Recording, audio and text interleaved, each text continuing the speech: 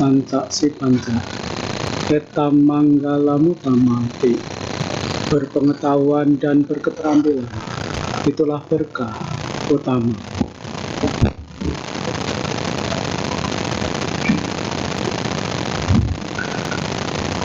Para Romo Ramani, Bapak Ibu, saudara-saudara damai yang berbahagia, selamat pagi, terpujilah Sang Bagawa, Namo Buddhaya.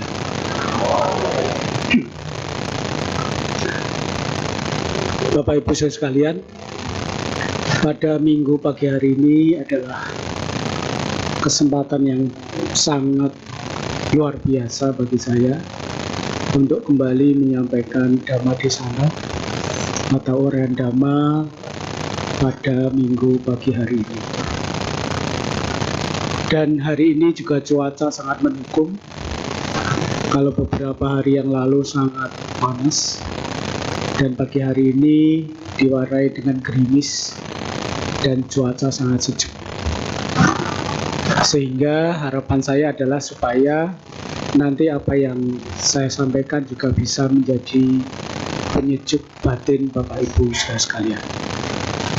Baik Bapak Ibu, pada kesempatan yang baik ini saya akan menyampaikan tentang kiat sukses menurut agama Buddha. Jadi Bapak Ibu, kehidupan ini pasti semua orang ingin sukses, ya.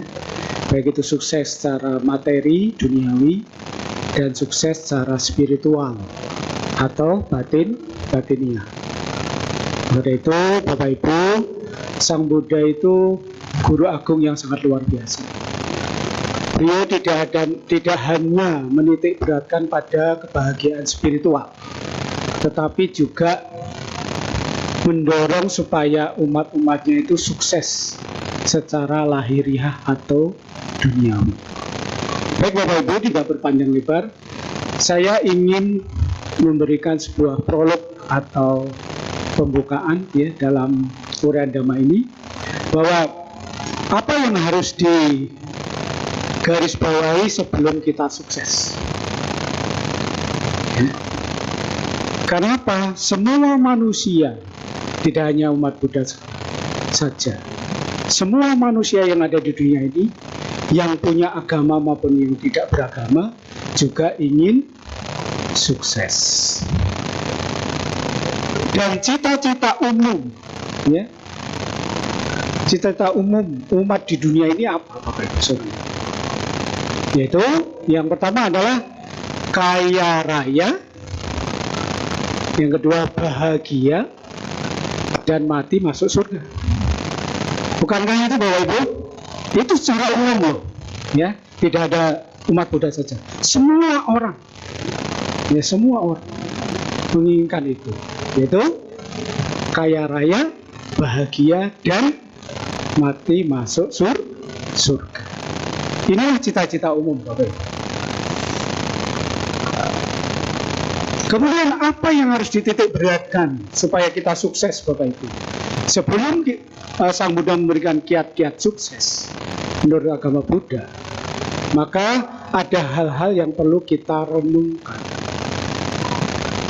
ya di dalam kehidupan ini. Apa itu Bapak Ibu? Tentang kegagalan. Kenapa Bapak Ibu? Tidak semua orang ya, mungkin sedikit orang, sangat sedikit orang yang begitu usaha langsung sukses. Itu sangat sedikit. Itu orang-orang pilihan Bapak Ibu. Ya, orang-orang pilihan. Tetapi yang perlu kita titik beratkan adalah jangan takut dengan kegagalan. Itu yang pertama. Kegagalan tidak perlu ditakuti, Ibu Bapak Saudara sekalian. Kenapa? Begitu kita gagal, berarti kita harus berani mencoba lagi. Gagal lagi Bante, coba lagi. Gagal lagi, coba lagi. Jatuh lagi Bante, bangkit lagi. Harus berani Bapak Ibu, mencoba lagi dan bangkit lagi. Kenapa? Begitu kita sering mampu mendorong diri kita untuk bangkit lagi, coba lagi, maka kunci sukses itu ada di sana. Jadi kegagalan itu tidak perlu ditakut. Jangan sampai kita usaha sekali gagal, pindah usaha, pindah kapling dan sebagainya. Tidak boleh begitu Bapak Ibu. Karena apa? Kita harus berjuang. Hidup ini adalah perjuangan. Maka dari itu kita harus ikuti alurnya, nikmati prosesnya. Betul Bapak Ibu? Ikuti alurnya, nikmati prosesnya. Karena orang yang sering mengalami kegagalan, maka dia punya kunci sukses yang sangat banyak. Oh, ini tidak berhasil. Oh, saya coba cara yang ini. Oh, itu tidak berhasil. Cara yang lain harus dicoba lagi. Itulah Bapak Ibu, kunci suksesnya. Kemudian yang kedua, harus menjadi pemicu atau pemacu. Jadi kalau kita gagal, kita harus menjadikan pemicu atau pemacu. Penyemangat Bapak sekalian. Tidak boleh menyerah. Tidak boleh berhenti. Karena apa? Kalau kita berhenti, berarti kita mati, Bapak sekalian. Begitu kita berhenti, berarti kita mati. Karena apa? Tidak mau berkembang, tidak mau usaha, tidak mau memotivasi diri. Maka berhenti berarti mati. Waktu Bapak Ibu harus kegagalan ini dijadikan pemicu atau pemacu. Kita harus semangat, menambah semangat, menambah energi untuk maju, untuk berkembang, untuk sukses. Itulah hal yang kedua tentang kegagalan. Kemudian yang ketiga adalah Bapak Ibu, memberikan pelajaran yang berharga. Jadi kegagalan itu memberikan pelajaran yang berharga pada kehidupan kita. Kenapa? Yang berharga itu adalah pengalaman, Bapak Ibu sekalian. Yang mahal itu adalah pengalaman. Betul apa tidak? Coba kalau kita tidak berpengalaman, ya kita diacuhkan. Anak ini masih sekia. Betul? Betul Bapak Ibu? Dianggap mesti seperti anak kecil. Tahu ya sekia ya? Dianggap remeh, dianggap tidak bisa apa-apa. Dia dianggap anak-anak yang masih kemarin sore dan sebagainya. Jadi pengalaman itulah yang berharga Bapak Ibu. Entah itu pengalaman tentang kegagalan atau tentang keberhasilan. Kenapa? Itu akan menjadi suatu cerita buat nanti orang-orang yang ingin mendapatkan motivasi dari kita. Nah, itu orang dulu selalu bercerita, kamu harus begini. Mana papa sudah coba cara-cara seperti ini. Coba kamu lakukan. Jadi pengalaman itulah yang menambah semangat hidup kita Bapak sekalian. Karena kalau orang minim pengalaman, ya minim cerita, yang minim motivasi Bapak Ibu. Jadi hidupnya hanya gitu-gitu saja, stagnan. Tidak naik, tidak turun. Begitu Bapak Ibu? Betul ya?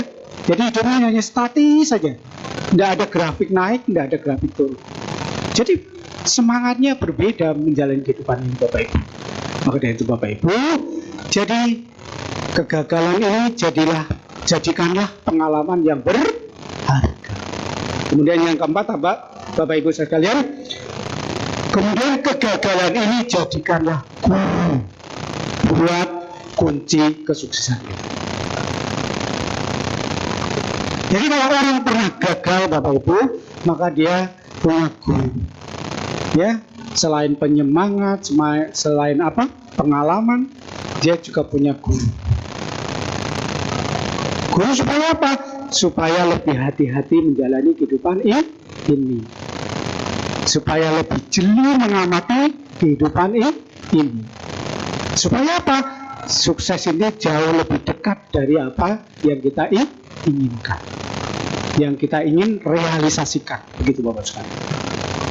Maka itu, jadi kegagalan harus dijadikan semua itu sebagai ya, pengalaman yang berharga, kemudian juga sebagai guru yang berharga. Kemudian sekarang bagaimana kunci suksesnya menurut agama Buddha? Di dalam satu idipada, Bapak Ibu, jadi ada 4 hal yang harus diperhatikan kalau kita ingin sukses di dalam kehidupan ini. Yang pertama adalah canda idipada. Ya, canda.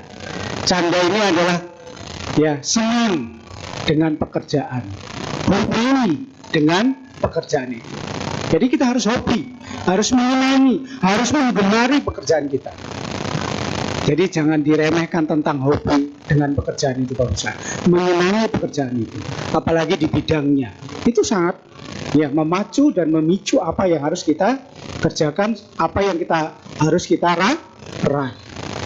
Apalagi di kehidupan yang sekarang ini, Bapak Ibu, mencari pekerjaan itu susah, sulit. Nah, itu setelah mendapatkan pekerjaan, maka senangilah, gemarilah, ya, lakukanlah dengan senang, dengan semangat. Itulah Bapak Ibu. Contoh real, Bapak Ibu. Saya punya contoh-contoh cerita yang sangat memacu supaya kita bisa mencontoh orang-orang sukses itu. Yang pertama, ada tokoh Buddhis yang sekarang sudah sangat luar biasa kesuksesannya, yaitu tentang Pak Sosro. Tahu Pak Sosro? Ya, yang punya teh botol Sosro. Ya, kalau ingin tahu itu tokoh Buddhis, ya, yang sangat sukses sampai hari ini. Ceritanya bagaimana, Bapak Ibu? Pak Sosro ini ketika ingin sukses, dia mengawali kehidupannya bagaimana? Dari nol, Bapak Ibu, dari nol, sama sekali nol, tidak punya pengalaman. Jualannya apa? Teh botol, teh keliling, ya, teh keliling. Kalau Bapak Ibu mau tahu, ya gerobaknya itu sampai hari ini masih disimpan di museum. Ya waktu itu saya pernah ketemu, beliau bercerita, ini loh Bante, perjuangan saya yang mengantarkan saya sampai detik hari ini, sehingga saya punya semuanya, segalanya sampai hari ini. Ya, jadi jangan salah kalau nanti bilang apapun makanannya, minumnya teh botol sastra. Jangan salah Bapak Ibu, karena inilah kunci suksesnya. Jadi menggemari apa yang dia kerjakan, hobi dengan apa yang dia kerjakan, Bapak Ibu sekalian. Dan ini bukan cerita bohong, ini nyata, real, Bapak sekalian, nyata. Bahkan saham McD sekarang ini sebagian besar, mungkin sekitar 80% adalah milik Pak Sosro. Jadi Bapak Ibu nanti jajan di McD, itu minumannya teh botol Sosro. Kalau nggak percaya, ya El Pasico, ya datang sendiri. Dan apa yang membuat beliau sukses sampai hari ini? Ketika ada momen-momen seperti Waisak di Borobudur, nanti sebentar lagi tanggal 6 ya, tanggal 6 ya kalau salah, 4 sampai tanggal 6 ini Asada Agung itu beliau sponsor minuman Bapak Ibu buat acara tersebut. Berapa ribu orang yang menikmati itu, dan itu free. Jadi tidak hanya usaha yang keras, tidak hanya hobi, tapi beliau juga mendukung dengan yang namanya kebajikan.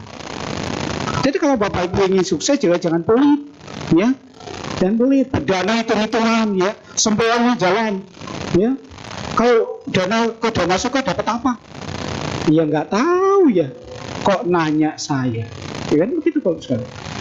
Ya namanya memperkaya batin Bapak Ibu, sehingga dukungan moral ada, dukungan spiritual juga ada, yaitu kebajikan. Jangan lupa itu Bapak Ibu. Satu lagi, Bapak Ibu tahu Lion Air, ya, maskapai Lion Air itu juga dari nol, beliau usaha Bapak Ibu. Ya, saya tidak perlu sebutkan namanya siapa, tapi saya ingin cerita awal mula beliau bisa punya maskapai Lion Air. Lion Air, Batik Air, Batik Air juga ada sekarang.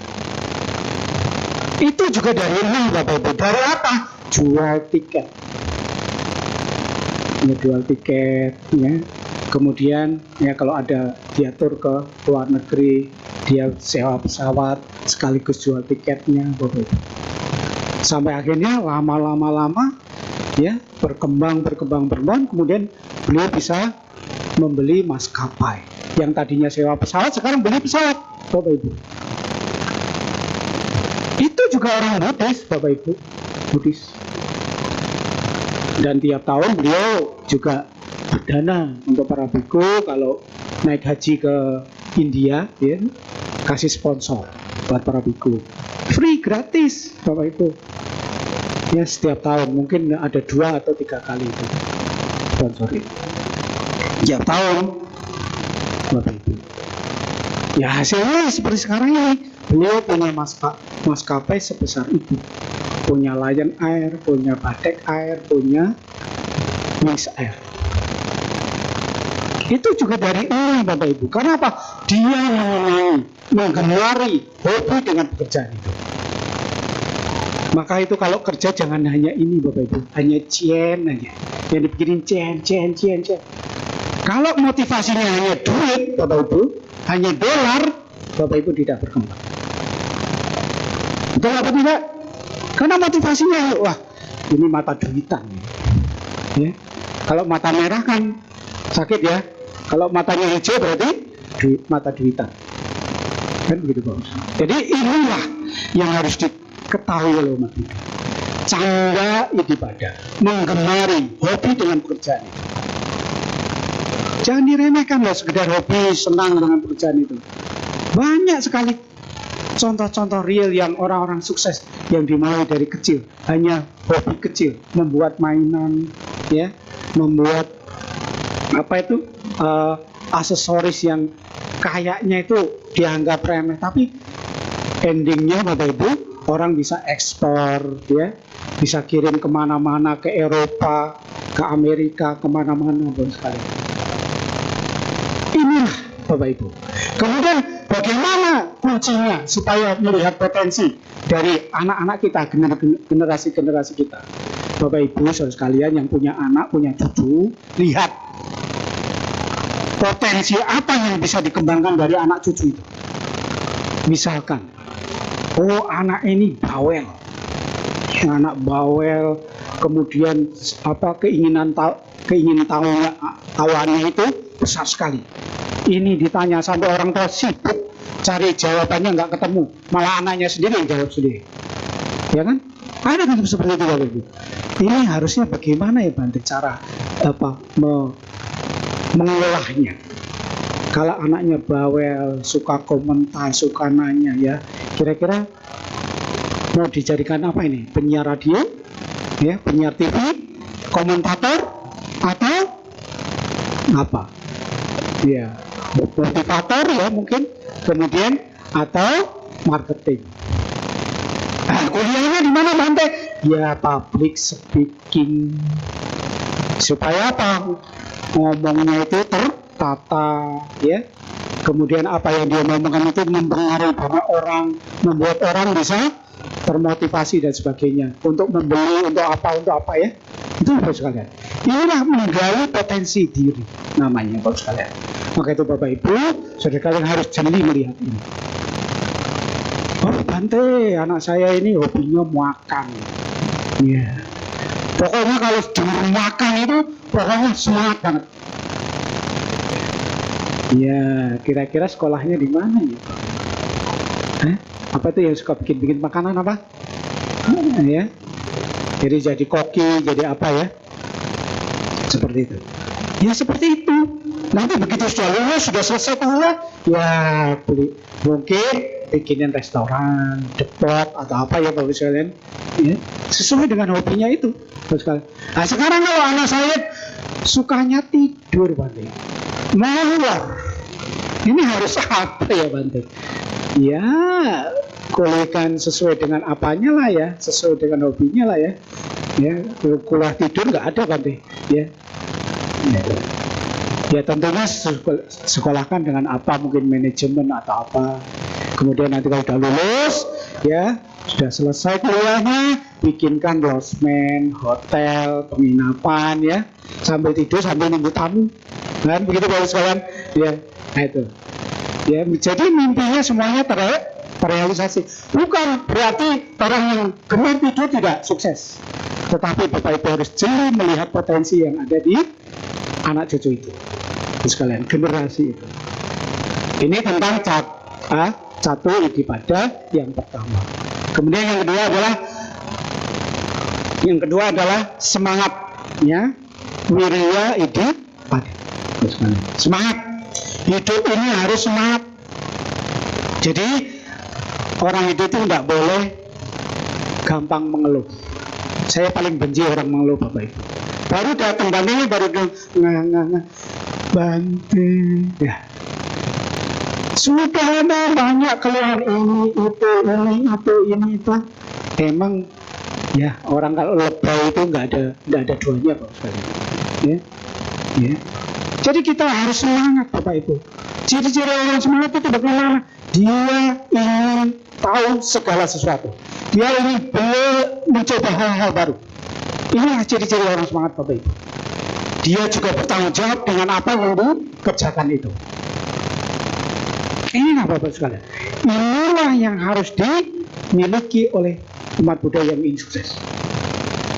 Jadi harus semangat. Semangat hidupnya ya, harus menggemari pekerjaannya, dilakukan dengan penuh tanggung jawab ya.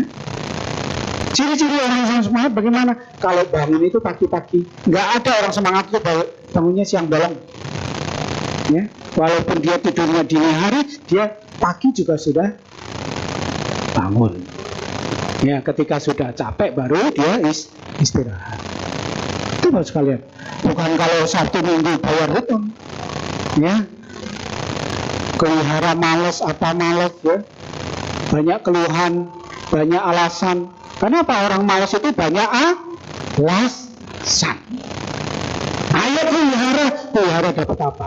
Ayo kelihara siapa yang ceramah? Banyak macam alasannya Bapak sekalian. Bante Tejanyando saya nggak kenal, nggak usah datang. Ya, misalnya begitu Bapak sekalian. Itulah ciri-ciri orang malas. Jadi kita menjalani kehidupan ini harus semangat. Ciri-ciri orang yang semangat, kalau ditanya, Pak, Bu, umur berapa? Ya, sudah gocap ganti. Ini ciri-ciri orang yang nggak semangat. Ya, betul apa tidak?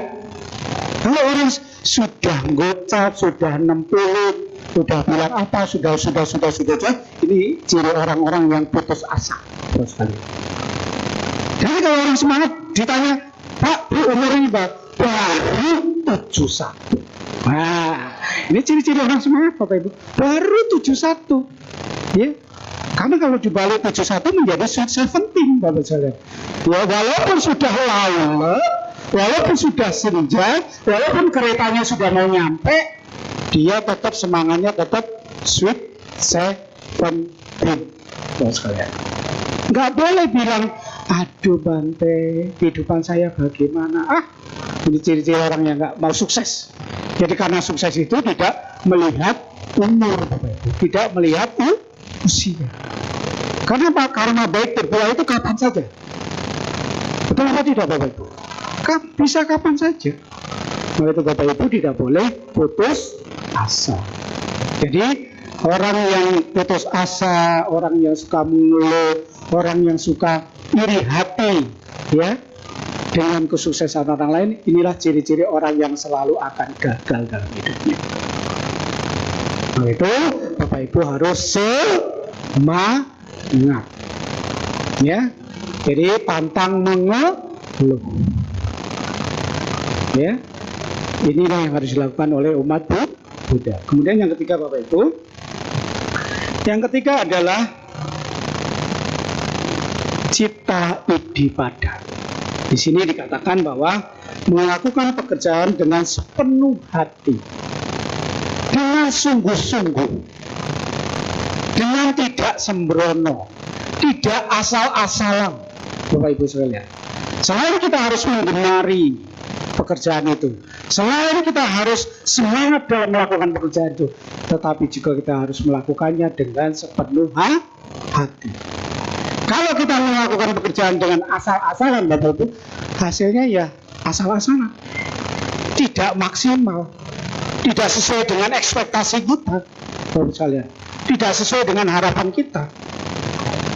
Bukankah kehidupan ini sebagian besar tidak sesuai dengan harapan kita? Maka dari itu kuncinya adalah lakukan pekerjaan dengan sepenuh hati, Bapak sekali, dengan penuh tanggung jawab. Jangan lu yang tanggung, lu yang jawab. Nggak boleh begitu, Bapak Ibu. Atau sebaliknya. Betul tidak, Bapak Ibu? Jadi dalam melakukan pekerjaan kita tidak boleh semata-mata hanya mengakui pekerjaan orang lain. Oh, ini saya yang kerja. Tidak boleh seperti peribahasa, kambing punya susu, sapi punya nama. Ayam punya telur, sapi punya nama. Buktinya telur mata sapi. Bukan begitu, Bapak Ibu? Ya kan, betul apa tidak? Ya kan, telur mata sapi. Bukan telurnya ayam kan itu, namanya jadi berubah. Ayam yang telur, begitu digoreng namanya telur mata sapi.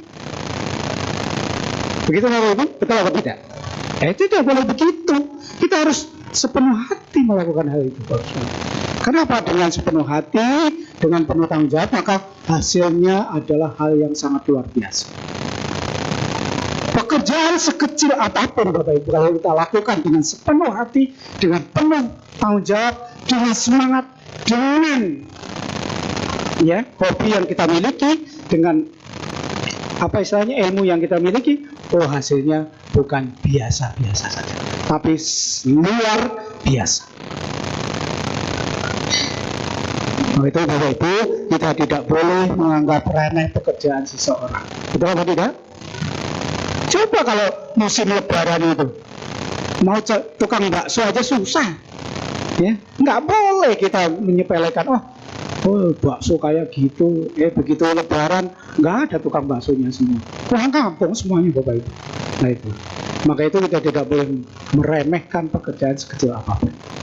Kemudian yang keempat, Bapak Ibu, di sini dikatakan sebagai wimangsa hidup, yaitu menyelidiki kembali, meneliti kembali, mengamati kembali. Maka itu kalau seorang penulis itu diperlukan apa? Editor. Diedit kembali supaya apa? Tidak ada kesalahan walaupun kecil. Jadi supaya apa? Hasilnya sempurna. Nah itu perlu diteliti kembali. Ini salah kata, salah tulis atau apa. Ini supaya nggak salah penyampaiannya harus bagaimana. Dan seterusnya, Bapak Ibu. Ini pekerjaannya kurang sedikit saja, ya, kurang ornamen sedikit saja, dan sebagainya. Maka itu perlu diteliti kembali, Bapak Ibu. Supaya apa? Tidak ada kesalahan walaupun nilainya hanya kecil saja, Bapak Ibu. Maka itu penting bagi kita, Bapak Ibu. Untuk apa? Untuk meneliti kembali, ya, menyelidiki kembali, memeriksa kembali pekerjaan kita. Ya, sekali, 2 kali, 3 kali. Kenapa? Sang Buddha mengatakan sekali, kemudian tutiampi, tatiampi. Jadi kalau sudah tatiampi itu sudah goal, sudah sempurna. Jadi kita nggak boleh memeriksanya hanya sekali. Sekali cukup? Nggak bisa. Bisa harus 2 kali, harus 3 kali. Kenapa? Sang Buddha mengatakan kalau orang mengatakan sampai tatiampi, berarti itu sungguh-sungguh dalam menyatakan sesuatu, mengerjakan sesuatu, menginginkan sesuatu. Jadi kalau Bapak Ibu nanti, jadi perlu diamati kembali apa yang sudah dikerjakan, ya, sudah dihasilkan dan sebagainya. Kenapa? Ya contohlah orang-orang Jepang, Bapak Ibu. Orang Jepang itu perfeksionis, harus sempurna, ya.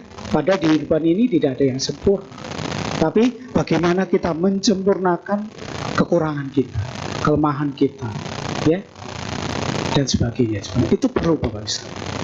Kemudian ada 4 yang berikutnya Bapak Ibu. Pendukung sukses yang berikutnya. Ada 4 Bapak Ibu. Yaitu di sini dikatakan utana sampada. Yang pertama, ya, yaitu kerja keras, sungguh-sungguh, tidak sembrono. Tetapi Bapak Ibu, kerja keras apa bisa sukses? Belum tentu. Kenapa? Harus ditambah 1, kerja pintar. Bapak Ibu, kerja pintar. Kalau hanya kerja keras, belum tentu sukses. Tapi kalau sudah plus menjadi kerja pintar, kerja keras dan kerja pintar, berarti dia pandai melihat peluang. Bapak Ibu, bisnis sekarang ini Bapak Ibu, kalau ingin tahu, karena sekarang lagi pada mengeluh kepada saya, Bante lagi sepi, lagi ini. Ya, umat Buddha ini kan yang nggak bisa simsalabim Bapak Ibu. Coba kalau semua umat Buddha itu bisa simsalabim, nggak perlu mengeluh. Kenapa? Ini memang lagi krisis, dunianya lagi krisis, apalagi tambah perang sana, perang sini, ya, dan sebagainya. Inilah Bapak Ibu. Jadi kita harus kerja pintar, pandai melihat peluang. Contoh realnya begini Bapak Ibu. Ketika beberapa tahun yang lalu COVID, apakah ada orang yang sukses? Ya ada. Siapa bilang yang ada yang tidak sukses? Banyak. Yang jualan masker itu sukses loh. Ya kan, betul apa tidak? Ya. Jualan masker, jualan vitamin, ya kan? Betul apa tidak? Jualan obat-obatan. Itu tuh ciri-ciri yang suksesnya waktu itu. Semuanya dikerjakan di rumah. Semuanya online. Jadi tutup offline. Ya, semuanya dikerjakan di rumah. Mereka yang kerja di rumah apa ya sukses? Sukses. Bante saya tidak punya kerjaan, semuanya saya kerjakan online. Jadi saya punya banyak waktu untuk mendengarkan dhamma, latihan meditasi. Apa itu tidak sukses? Sukses Bapak Ibu. Betul apa tidak? Terus orang-orang yang jualan ikan hias itu sukses Bapak Ibu. Ya, daripada bengong-bengong saya beli aja ikan hias Bante. Ya, apakah ya, ikan hias, ada jualan kura-kura, ada jualan macam-macam yang bisa menghibur dirinya. Itu termasuk pandai melihat peluang. Kayak sekarang kalau mau bisnis, cari makanan yang viral. Ya. Bagaimana supaya sukses Bante? Kasih topping macam-macam. Ya. Contohnya bakso beranak. Ya. Bakso beranak, kapan nikahnya saya juga tidak tahu, tapi tiba-tiba ada bakso beranak. Ya, betul apa tidak? Itulah ciri khas. Pandai melihat peluang. Terus kalian. Jadi inilah orang yang pandai melihat peluang. Tidak hanya kerja keras, tetapi juga kerja pintar. Yang kedua adalah araka sampada. Di sini dikatakan berhati-hati, cermat terhadap apa yang telah dihasilkan. Ya, supaya apa? Tidak ditipu, ya. Tidak dipinjam dari orang-orang yang tidak bertanggung jawab. Kan banyak itu triknya. Datang memelas, ya. Begitu sudah dapat happy, begitu ditagih, galaknya. Sekalian. Bisa lebih galak itu daripada piaraannya. Betul Bapak sekalian. Malah ada yang jatuh benci, malah nyantet yang minjamin duit. Wah, ini nggak benar ini Bos.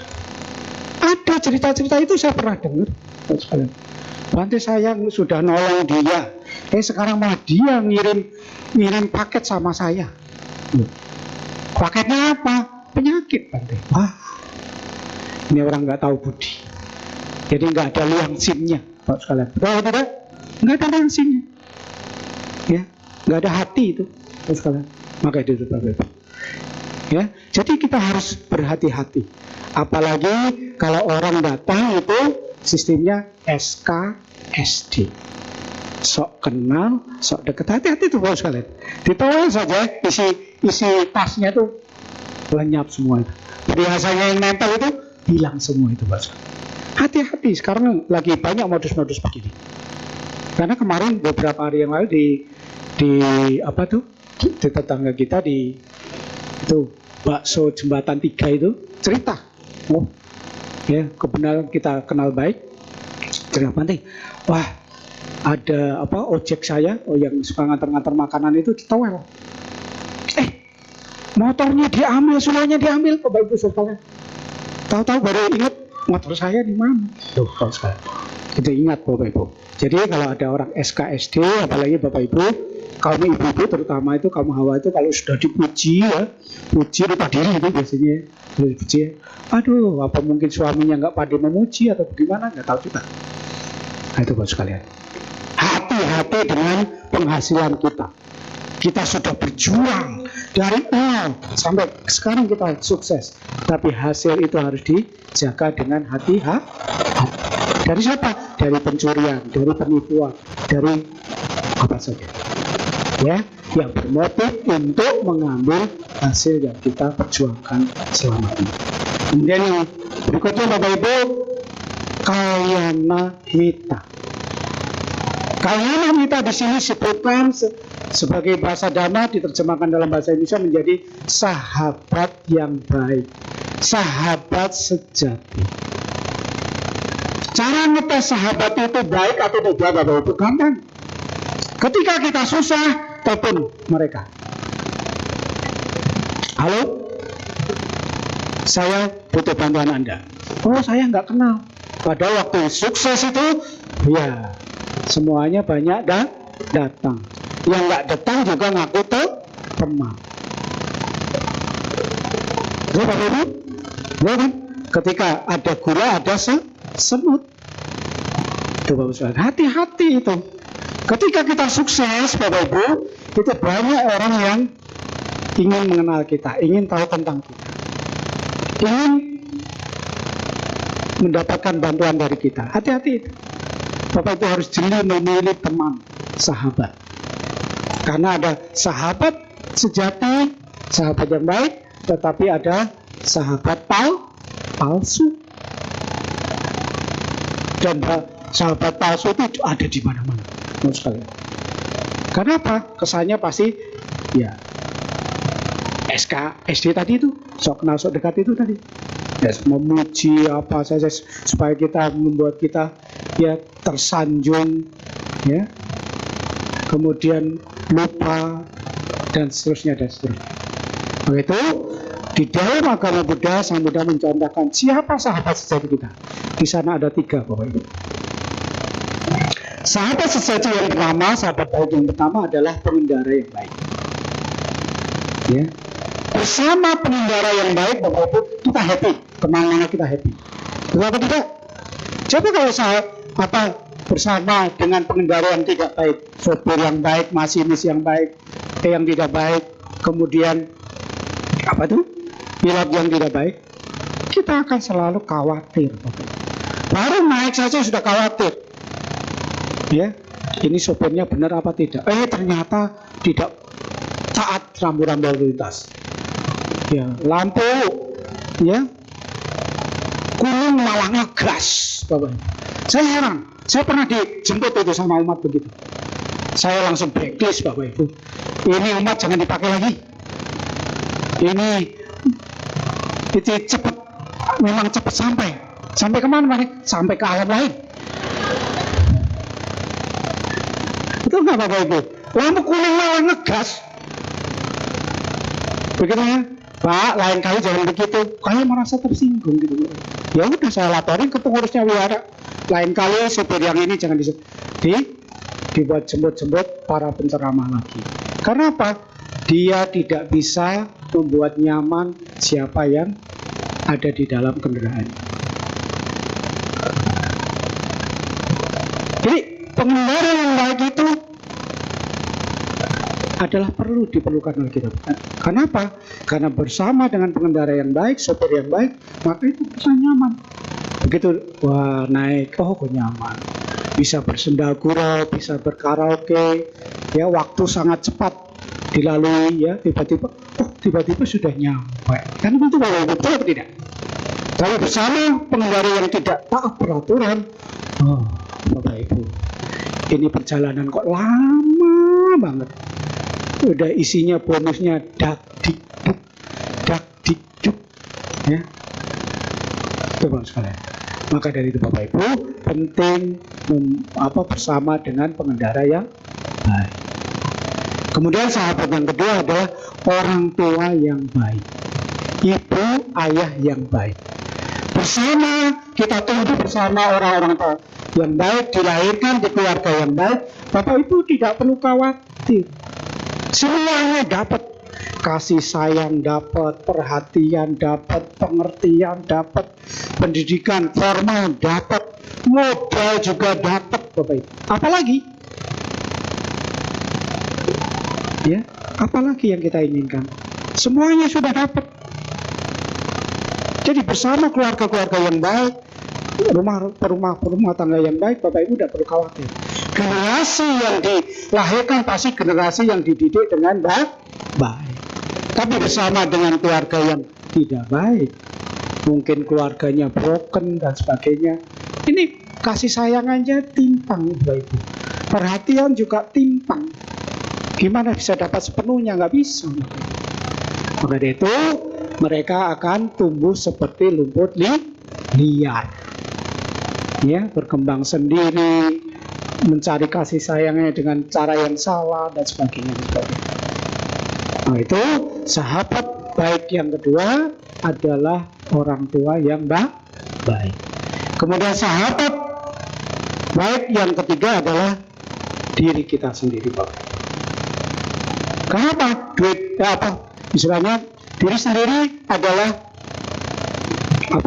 istilahnya seperti pembentuk diri kita sendiri, ya. Kenapa hidup ini hanya dua pilihan, Bapak Ibu? Baik dan buruk, bahagia dan menderita. Bahagia dan menderita siapa yang menentukan? Siapa yang menentukan, Bapak Ibu? Diri sendiri. Baik buruk siapa yang menentukan? Ya diri kita sendiri. Maka itu kalau kita sedang mendapatkan karma buruk, tidak usah menyalahkan yang lain. Kita harus introspeksi diri, melihat diri sendiri. Adakah kesalahan di masa lalu saya? Jadi nggak perlu mengkambing hitamkan orang lain. Maka kita harus introspeksi diri. Caranya bagaimana? Ya meditasi, Bapak Ibu. Jadi bahagia dan menderita, ya, baik dan buruk itu yang menentukan adalah diri kita. Berarti kebahagiaan juga ada di tangan kita, Pak. Iya dong, Bapak Ibu sekalian. Siapa lagi? Jadi kita harus, karena hidup ini adalah pilihan, Bapak Ibu. Sekarang pilihannya yang mana, Bapak Ibu? Bahagia atau menderita? Bahagia atau menderita? Bahagia. Maka kalau ingin bahagia, rajin-rajinlah kuliah. Ya, saya kira tadi waktu jalan dari rumah banyak yang suntuk. Sekarang bisa ketawa ke TV, saya bahagia. Itu masalah. Inilah sahabat yang baik. Jadi cara mengetes sahabat yang baik atau tidak ketika kita susah, ketika kita sedang menderita. Satu lagi, kasih dia uang, ya, pinjemin uang. Dia bisa konsisten untuk mengembalikan pada saat yang tepat apa tidak. Itu caranya. Itu cara mengetes siapa yang baik, sahabat yang baik atau yang tidak baik. Kemudian yang keempat apa, Bapak Ibu? Yaitu yang keempat adalah bagaimana kita membagi hasil yang 100% itu, cuan yang 100% itu menjadi 3 bagian. Kalau konsep orang Tenglang zaman dulu, Bapak Ibu, ya saya cerita zaman dulu sebelum saya cerita tentang konsep Buddhis. Orang Tenglang zaman dulu, kalau untung 100%, itu yang digunakan hanya 10%. 10% untuk segala hal. Ya pendidikan, ya rumah tangga, ya bayar karyawan dan sebagainya. Nah 90%-nya kemana balik? Ke modal lagi. Ya, betul apa tidak? Masih ingat apa tidak itu? Kalau nggak ingat, Anda ini tenggelam yang mana? Kan gitu pertanyaannya Bapak. Nah itu. Jadi itulah konsep orang dulu. Tapi sekarang bagaimana dengan konsep putus Bapak Ibu? Dibagi menjadi 3. Yang pertama adalah 20% yang pertama adalah untuk kebutuhan rumah tangga dan sebagainya. Ya pendidikan, ya bayar karyawan, ya rumah tangga dan sebagainya dan sebagainya. Ya termasuk buat kia-kia dan sebagainya. Itu 25% yang pertama. Yang kedua Bapak Ibu, 25% yang kedua kemana? Ya untuk masa-masa sulit. Kenapa? Kehidupan ini tidak semuanya selalu di atas. Kadang-kadang grafiknya pada ke bawah. Pada saat ini grafiknya sudah pada ke bawah semua. Kenapa? Ya banyak usaha yang sepi. Sekalian. Oleh itu Bapak Ibu sekalian, jadi ini perlu disadari oleh kita. Kenapa? Kehidupan ini berputar Bapak Ibu, tidak selalu di atas, tidak selalu di bawah. Dia terus mau berputar, kadang di samping, kadang di bawah, naik lagi di atas lagi, turun lagi dan seterusnya. Ada masa-masa sulit. Jadi 25% itu untuk masa-masa sulit. Mungkin butuh suntikan dana, ya, butuh suntikan modal dan sebagainya. Lalu yang ketiga, yang 50% itu buat apa? Kembalikan ke modal lagi. Supaya apa? Usaha kita makin besar, makin sukses, bisa buka cabang di mana-mana. Nah, kan begitu masalah. Betul apa? Istilahnya bisa franchise di mana-mana ya. Buka ini, buka itu. Oh, di PIK ada, di Muara Karang ada, ya. Di BSD ada, ya. Jadi di mana-mana ada. Jadi 50% inilah yang digunakan untuk menambah modal. Inilah ekonomi Buddhis, Bapak sekalian. Jadi ikuti dengan cara ini, maka Bapak Ibu bisa sukses, baik itu secara duniawi maupun spiritual. Kuncinya apa? Kalau materi sudah cukup, Bapak Ibu jangan lupa juga untuk memperkaya batin. Sukses di bidang duniawi tapi tidak sukses di bidang spiritual, intinya adalah keserakahan yang berkembang. Ya. Betul apa tidak? Udah punya ini, pengen ini. Sudah punya itu, pengen yang lain. Itu kan keserakahan yang berkembang. Jadi spiritualnya kok kosong. Nah, itu saran saya sebagai penutup. 5 hari kerja ya, dari Senin sampai Jumat. Mungkin kalau yang punya toko sih sampai Sabtu ya, Bapak Ibu. Ya, Sabtu buka. Jadi 90% materi, 10% spiritual. Hari kerja. Kemudian hari minggunya dibalik. Ya, 90% spiritual, materinya 10%. Setuju Bapak Ibu? Setuju. Inilah Bapak Ibu yang saya sampaikan pada minggu pagi hari ini. Semoga bisa dimengerti, dipahami sehingga Bapak Ibu bisa sukses secara duniawi maupun secara batin. Sekian dan terima kasih. Apabila ada kata yang pecah, jangan disimpan di dalam hati. Apabila ada kata-kata saya yang salah, jangan simpan di dalam hati. Sekian dan terima kasih. Semoga Bapak Ibu saudara berbahagia. Sabu sata bawantu suki tata.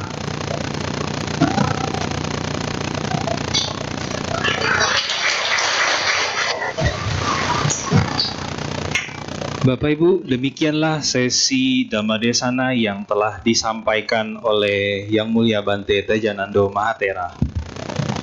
Bante, apakah memungkinkan untuk tanya jawab? Sekarang jam 10:30. Oh boleh. 1, 2, 3 pertanyaan. 1, 2, 3 pertanyaan. Boleh. Bapak Ibu, Kita seperti biasa akan buka sesi tanya jawab dengan dua metode. Yang pertama, Bapak Ibu bisa langsung maju ke depan untuk bertanya langsung kepada Bante.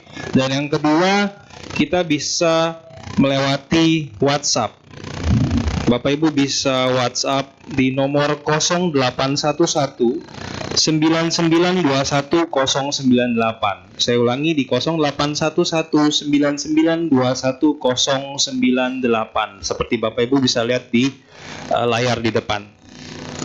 Baik Bapak Ibu, sebelum kita lanjut ke menyanyi satu buah lagu, saya ada info sedikit bahwa untuk hari ini kongko-kongko di bawah bisa dengan ngeteh.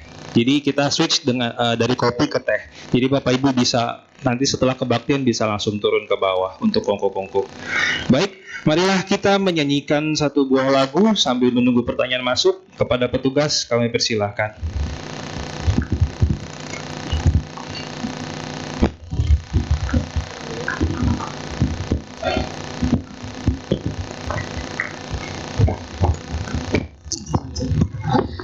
Marilah kita buka kembali buku tuntunan puja bakti kita di halaman 110. Kita nyanyikan bersama lagu yang berjudul Melangkah Dalam Dharma.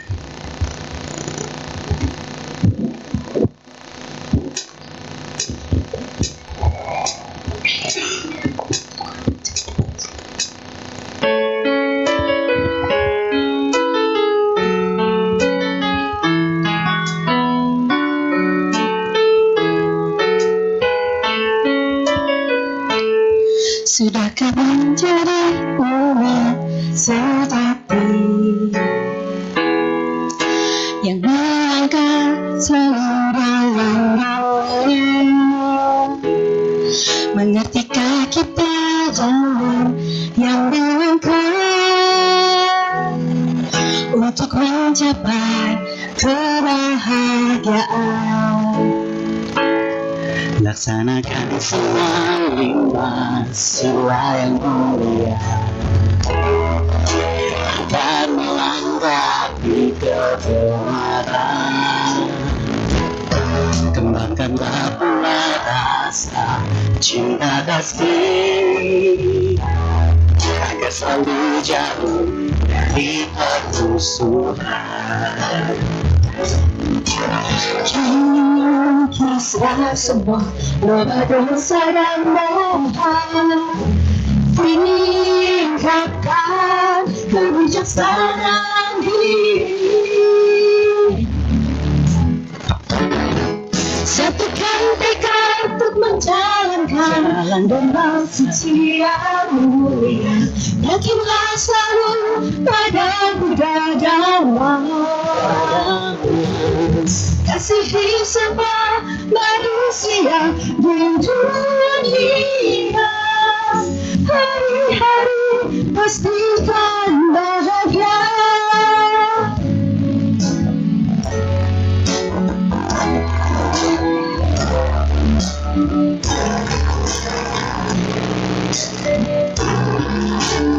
Kita ulangi lagi dari bait laksanakan 5 sila yang mulia.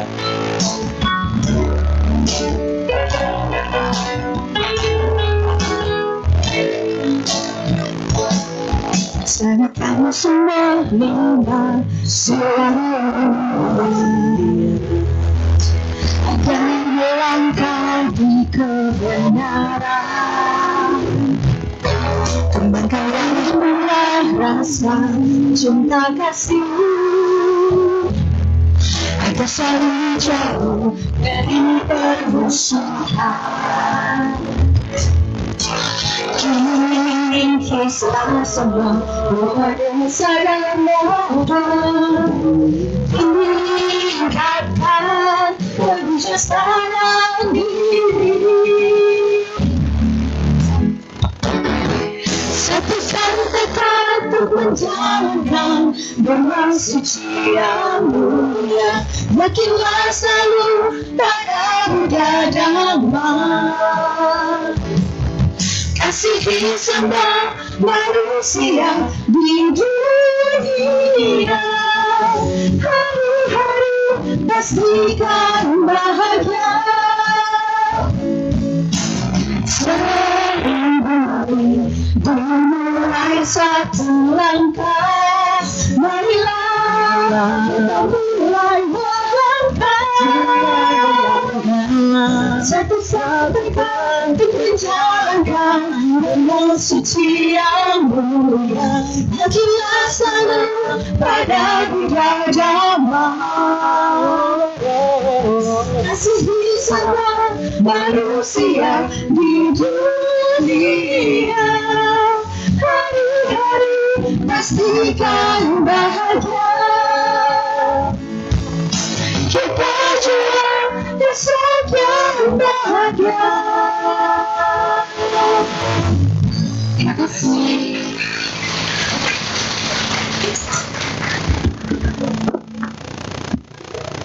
Baik Bapak Ibu, kita mulai sesi tanya jawab. Saya mulai dari yang ingin langsung bertanya ke depan. Mungkin saya bisa kasih satu aja ya, karena yang masuk di WhatsApp ada 8 pertanyaan. Dan belum tentu bisa dijawab semua, karena keterbatasan waktu nanti. Baik, ada yang ingin bertanya langsung, maju ke depan, satu orang. Kalau tidak, saya langsung masuk ke pertanyaan WhatsApp. 1, 2, 3. Oke, saya langsung masuk ke pertanyaan WhatsApp dari Bapak Ibu yang ingin ditanyakan oleh Bante. Bante, saya izin membacakan Bante. Selamat siang Bante, Namo Buddhaya. Mohon izin saya memiliki 2 pertanyaan. Yang pertama terkait Canda Idi Pada yang disampaikan sebelumnya. Apakah ada tips bagaimana cara berusaha untuk menggemari pekerjaan yang sepenuhnya tidak kita sukai, namun sudah terlanjur tercemplung di dalam bidang tersebut? Yang kedua, terkait Kalyanamita, kita bisa mengontrol pergaulan yang baik dari segi pertemanan maupun mencoba untuk memperbaiki diri sendiri. Namun, terkait poin orang tua yang baik, kita tidak bisa memilih orang tua kita. Bagaimana cara mendapatkan Kalyanamita dari segi orang tua yang baik? Semisalnya orang tua kita bukan tipe yang terbuka untuk diajak berkomunikasi. Terima kasih. Boleh langsung dijawab Bante. Ya. Baik Bapak Ibu, pertanyaan yang pertama, kalau kita memang sudah berkecimpung di mana itu pekerjaan tidak kita sukai, berusaha untuk membiasakan diri, ya. Karena ada peribahasa begini Bapak Ibu, bisa karena terbiasa. Ya kita nikmati saja, ya, nikmati prosesnya itu. Ya, itu perlu Bapak Ibu sekalian. Kenapa? Membiasakan diri merubah pola hidup itu memang tidak mudah. Tetapi kita harus berusaha untuk menikmati, walaupun itu tidak suka. Seperti halnya kalau kita ya dulu ya. Jadi jangan bilang begini. Satu contoh cerita nih. Kalau kita masa-masa sekolah di kelas 12, lalu ditanya, kamu nanti mau kuliah apa? Kadang-kadang ini masih bimbang loh Bapak Ibu. Ya, kenapa? Antara suka dan tidak suka. Betul atau tidak? Tetapi mengingat orang tua menyarankan yang ini, bagaimana caranya Bante? Ya berusaha untuk menyukai dulu. Apa istilahnya? Nyemplung dulu di sana. Mungkin Anda suka teknik, kemudian orang tua menganjurkan untuk kuliah bisnis misalnya. Ya kamu ikutin saja dulu. Siapa tahu, karena meeting tresna jalanan sekolah. Ya, meeting tresna jalanan sekolah. Jadi cinta itu tumbuh karena proses. Betul apa tidak Bapak Ibu? Itu yang harus dilakukan oleh kita. Maka itu motivasinya di dalam diri kita, saya mampu, saya bisa. Jangan bilang mulai sesuatu, oh ini sulit Bante, ini susah Bante, tidak bisa Bante, tidak bisa. Kalau Anda sudah membatasi diri dengan cara seperti itu, maka Anda sama sekali tidak akan mengenal cara-cara hidup yang baru. Ya, menyesuaikan dengan hal-hal yang baru. Kenapa? Ingat, tadi saya katakan semangat. Semangat itu, orang yang memiliki ciri-ciri semangat itu adalah ingin belajar sesuatu yang baru. Nah, konsep itu yang Anda pakai dulu. Jadi, orang bisa karena terbiasa. Ya biasakan dulu aja. Nah, prosesnya kan memang lama. Ya nikmati saja. Ikuti alurnya, nikmati prosesnya. Begitu Bapak Ibu cara. Jadi kayak halnya kalau kita dijodoh-jodohin itu apa ya namanya? Cisau. Ya cisau itu ya. Cisau. Itu kan kadang-kadang kita nggak kenal dia siapa, ya. Tiba-tiba suruh jadi pasangan hidup, ya. Dia sukanya sambal atau sukanya petai, gitu kan? Ya, tapi karena kita mau belajar, mau memahami, karena waktu, maka itu bisa terjadi saling cinta, saling menyayangi, saling mengerti, dan seterusnya. Maka itu proses itu harus dijalani dulu. Jangan mengalih hidup dengan sulit Bante, susah Bante, tidak bisa Bante, oh tidak akan maju.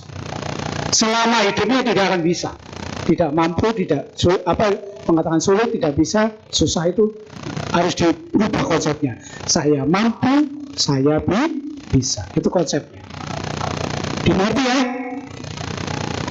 Jawaban saya bisa mewakili ya? Nah itu. Kemudian yang kedua, tolong bacakan lagi, soalnya panjang. Yang kedua adalah tentang kalyanamita, pergaulan. Yeah. Bante pernah sebutkan tadi pergaulan dengan teman kan bisa dipilih. Namun bagaimana dengan orang tua? Bagaimana dari semisalnya orang tua kita bukan tipe yang terbuka untuk diajak berkomunikasi? Bagaimana dengan itu? Iya, baik. Ya, terimalah karmamu. Bukan, itu jawabannya bukan itu. Ya bukan begitu Bapak. Jadi intinya bahwa kalau kita untuk menyesuaikan dengan sahabat, dengan teman bisa, tetapi bagaimana mentok di orang tua? Kenapa? Orang tua biasanya tertutup, ngomongnya jarang, ya. Kalau negur nyukit ya. Jadi bukan nasihati, malah kayaknya gimana ya? Tidak memberi motivasi gitu. Bagaimana caranya balik? Sekarang Anda yang harus belajar dulu. Mencari sahabat-sahabat jati di arah dulu. Nanti kalau Anda sudah bisa mengerti semuanya itu bagaimana berteman dengan cara yang baik, terus kunci sukses berteman, memilih teman yang baik, kemudian baru Anda ajarkan kepada orang tua. Cari waktu yang tepat. Misalnya pas Imlek ya. Kita belajar tuh dari hati ke hati. Kita ajak berdiskusi dari hati ke hati. Ya itu caranya. Ya, cari momen ulang tahun orang tua misalnya. Kita berusaha untuk masuk ke sana. Awalnya bercanda-bercanda, kemudian masuk ke pembahasan yang lebih serius. Orang tua sekarang ini harusnya ya tuturi handayani. Ya, tuturi handayani artinya kalau anaknya jauh, orang tua harus berusaha untuk mendekat. Kalau orang tuanya jauh, anaknya berusaha untuk mendekat. Jadi tidak melulu keinginan orang tua yang harus diikuti, tetapi aspirasi dari anak-anak pun perlu didengar, betul atau tidak? Sekarang harus open minded Bapak Ibu, berpikiran terbuka. Sekarang nggak begitu ya satu ke kanan, satu ke kiri, kapan ketemunya? Nah itu cara-cara seperti inilah yang harus dimiliki oleh kita. Kita harus belajar dulu bagaimana memahami dharma dulu, kemudian berusaha untuk menjadi orang baik dulu, ya. Kemudian kita mengajak orang tua supaya berpikiran terbuka, ya. Itu penting Bapak Ibu. Bukan berarti ya kita nanti kualat Bante. Ntar saya kena apa istilahnya? Kutuk. Ya, kayak ketuk. Nanti seperti itu malin kundang. Yang enggak Bapak Ibu. Cari momen. Kemudian Anda belajar dulu dengan baik, dhamma dengan baik. Kemudian berusaha untuk ya, memberikan contoh secara gerak tubuh, ya, ekspresi tubuh, bagaimana kelakuan Anda, ya, berusaha untuk bukan tipu-tipu ya, tapi benar-benar ya. Nah itu baru Anda mengajak orang tua, ya, mengajak, bukan menggurui orang tua ya, mengajak orang tua untuk berdiskusi bagaimana era ini menjadi orang tua yang bisa bekerja sama dengan anak. Itu yang harus dilakukan oleh kita, Bapak Ibu. Jadi jangan takut kualat, jangan takut kena kutuk, jangan takut disihir sama orang tua ya. Nanti ya kalau jalan pakai kaki, ya kalau jalan pakai kaki, nggak mungkin jalan pakai kepala ya, Bapak Ibu, betul. Nah seperti itu caranya, Bapak Ibu. Sekian, terima kasih. Ya, mudah-mudahan terjawab yang tadi bertanya pertama. Yang kedua, Bante, saya izin bertanya. Namo Buddhaya. Banyak orang bilang kalau mau sukses harus ambisius dalam pekerjaan. Bagaimana supaya sikap ambisius itu sejalan dengan ajaran Buddhis? Baik, Bapak Ibu, pertanyaan yang bagus. Ambisius boleh, punya kemampuan atau tidak? Pertanyaannya. Anda ambisius, ya, orang lain sukses di bidang ini, saya mau ikut, ingin sukses seperti dia. Ada peribahasa, boleh memandang ke langit, tetapi jangan lupa memandang ke bawah. Ya, ke langit artinya memotivasi kita untuk menjadi seperti orang-orang yang sukses sebagai contoh, sebagai motivasi. Ke bawah supaya kita juga bisa bersyukur dengan keberadaan kita sekarang. Lalu yang ketiga kemana? Ke tengah, ke diri sendiri. Saya mampu apa tidak? Saya punya apa bidang di situ apa tidak? Selain punya kemampuan, punya kemauan untuk merealisasi apa tidak? Punya semangat untuk itu apa tidak? Jangan ambisius saja, Bapak Ibu. Perlu melihat diri sendiri, punya kemampuan untuk di situ apa tidak? Itu penting. Jadi, Bapak Ibu, intinya Bapak Ibu harus melihat diri sendiri. Saya mampu, kemampuan ada, kemauan ada, semangat ada, kemudian berusaha untuk merealisasikan. Itu Bapak Ibu, kuncinya seperti itu. Jadi jangan hanya ambisi saja. Kalau ambisi saja nanti intinya yang akan melatar belakang kita adalah nanti rasa cemburu, jealous pada kesuksesan orang lain. Karena jealous, karena cemburu, karena iri hati kepada orang lain, nanti timbulnya niat jahat. Kok saya nggak bisa? Kalau itu saya santet dia, misalnya. Ada pemikiran-pemikiran seperti itu. Betul apa tidak, Bapak Ibu? Cegah itu, bagus sekali. Terima kasih. Semoga menjawab ya, Bapak Ibu. Pertanyaan ketiga dan mungkin ini pertanyaan terakhir karena ya, Yang Mulia Bante akan makan siang nanti. Bante, perkenalkan nama saya. Ini saya reveal ya namanya ya, karena Bapak Ibu yang tulis sendiri. Perkenalkan nama saya Randi. Saya mau tanya, apakah salah jika kita yang menentukan jam istirahat kita sendiri? Karena pekerjaan saya itu kerja Senin sampai Minggu. Kadang saya ada berasa bersalah kalau istirahat rasanya, tapi menurut saya ini kurang bijaksana. Bagaimana pandangan dari ajaran agama Buddha? Baik, Bapak Ibu, pertanyaan yang bagus. Emang kita start dari Senin sampai Minggu. Tetapi Bapak Ibu, menurut sutta, ya ada sutta yang bagi umat awam, waktu itu dibagi menjadi 4. Ya, waktu itu harus dibagi menjadi 4. 1, waktu untuk diri sendiri. Ya, termasuk ya istirahat, waktunya makan harus makan, waktunya istirahat harus istirahat, waktunya minum harus minum, harus minum. Jangan kenapa kalau nggak makan, mahnya bisa kena, lambung kena.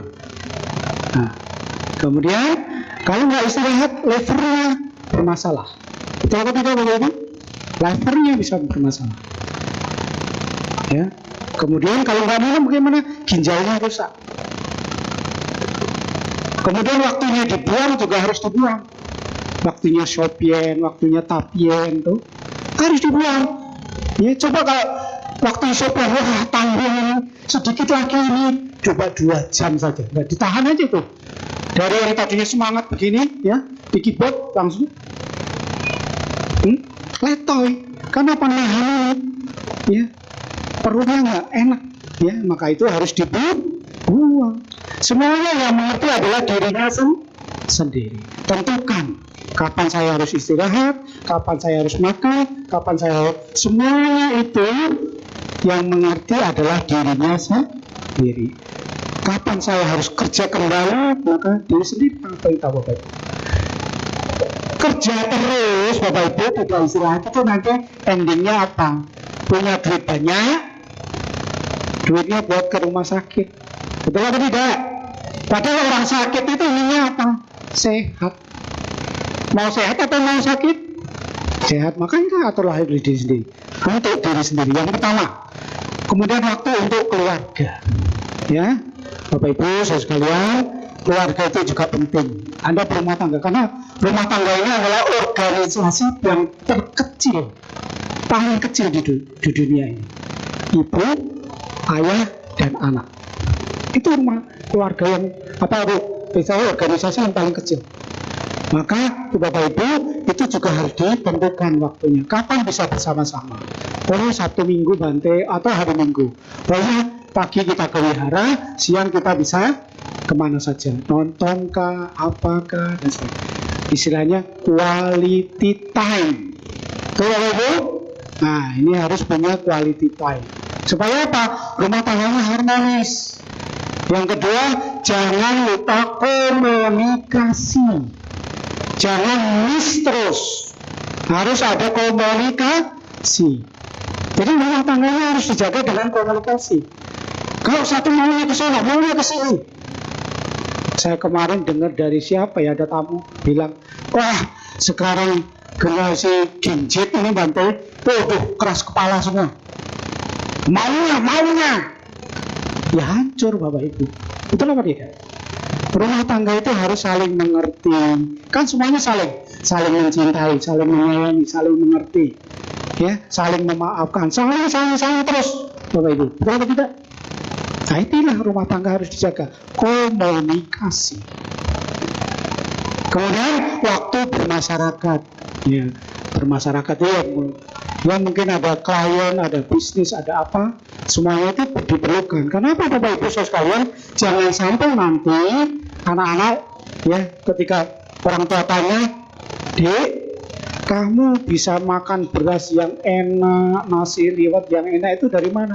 Dari rice cooker.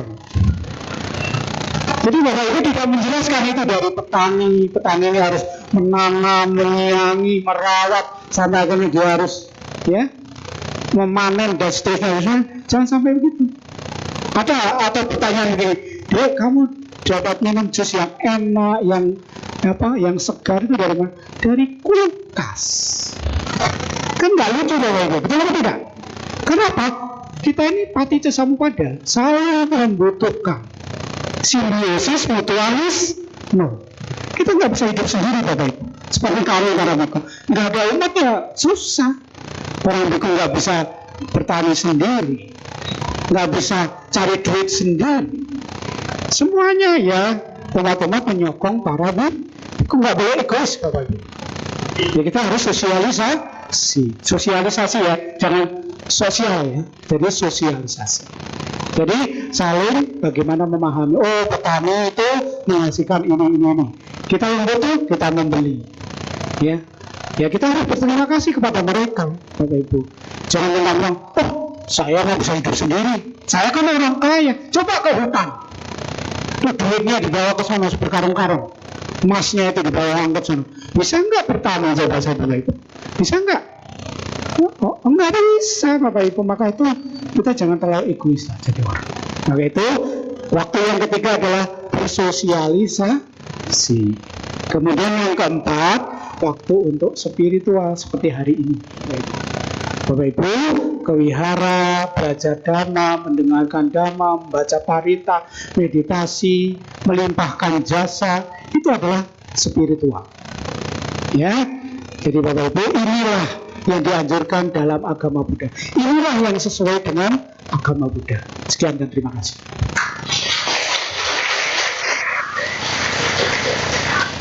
Bapak Ibu, mudah-mudahan terjawab dengan jawaban dari Bante. Mohon maaf jika ada pertanyaan yang belum bisa diajukan dan dijawab oleh Bante karena keterbatasan waktu. Baik, dengan demikian juga selesailah sesi tanya jawab yang telah kita lakukan hari ini dan juga Dhammadesana. Bante, apakah ada kesimpulan tentang ceramah Bante hari ini? Ya, jadi kesimpulannya Bapak Ibu, saya hanya ingin umat Buddha ini tidak hanya pandai berteori, tetapi umat Buddha ini ya saya berharap supaya pandai merealisasi. Ibaratnya seperti ya tukang masak, ya koki. Jadi jangan menjadi sendok sayur atau alat sayur yang lainnya, tapi jadilah koki. Jadi kita bisa mengerti bagaimana mengolah bahan, ya, merasakan apa yang kita praktekkan dalam kehidupan sehari-hari. Jadi itulah yang harus dilakukan. Kenapa? Jadi agama Buddha ini bukan dogma Bapak Ibu, tetapi adalah kehidupan yang nyata, praktek, ya. Jadi kalau Bapak Ibu hanya mendengarkan dan berbuat baik, tetapi kalau tidak merealisasi tidak akan tahu bagaimana nikmatnya, bagaimana bahagianya, bagaimana damainya batin kita. Saya kira itu Bapak Ibu. Ya, semoga Bapak Ibu terus maju dalam Dhamma, semoga Bapak Ibu terus merealisasi Dhamma dalam kehidupan sehari-hari, dan akhirnya semoga Bapak Ibu selalu bahagia, damai, dan sejahtera selalu. Sadu, sadu, sadu. Bapak Ibu, tepuk tangan untuk Bante sekali lagi. Bante, kami segenap umat dan panitia berterima kasih atas Dhammadesana dan tanya jawab yang telah disampaikan oleh Bante. Anumerada Bante. Baiklah, Bapak Ibu dimohon untuk berdiri karena Yang Mulia Bante akan meninggalkan Dhammasala.